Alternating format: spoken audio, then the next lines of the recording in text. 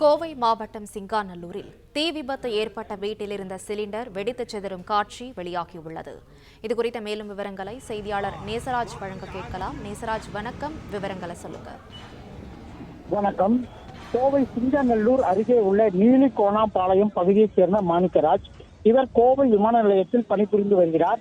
மனைவி மற்றும் குழந்தைகளுடன் 3 மாடிகள் கொண்ட சொந்த வீட்டில் வசித்து வந்த இந்த நிலையில் இவர் குடும்பத்துடன் வீட்டை பூட்டிவிட்டு மாணிக்கராஜ் வெளியே சென்றுள்ளார். அப்பொழுது 2வது மாடியில் மின்கசிவு ஏற்பட்டு தீப்பிடித்துள்ளது. அப்பொழுது அக்கம் பக்கத்தினர் சிங்காநல்லூர் காவல் நிலையம் மற்றும் சீலமேடு தீயணைப்பு துறையினருக்கு தகவல் தெரிவித்தனர். சம்பவ இடத்திற்கு தீயணைப்பு துறையினர் வருவதற்கு முன்பு வீடு தீப்பற்றி கொண்டு இருந்த நிலையில் திடீரென அங்கு வீட்டின் சமையலுக்கு பயன்படுத்தப்படும் எரிவாயு சிலிண்டர் வெடித்துள்ளது. அதில் அப்பகுதி பொதுமக்கள் அலறி அடித்துக் கொண்டு ஓட்டம் எடுத்துள்ளனர். உடனடியாக அங்கு வந்த தீயணைப்பு துறையினர் தீ மேலும் பரவாமல் தடுத்துள்ளனர். வீட்டில் யாரும் இல்லாததால் தீ விபத்து ஏற்பட்டு சிலிண்டர் வெடித்த சம்பவத்தில் உயிர் சேதமும் தவிர்க்கப்பட்டுள்ளது. இதனால் அந்த பகுதியில் பரபரப்பு ஏற்பட்டது.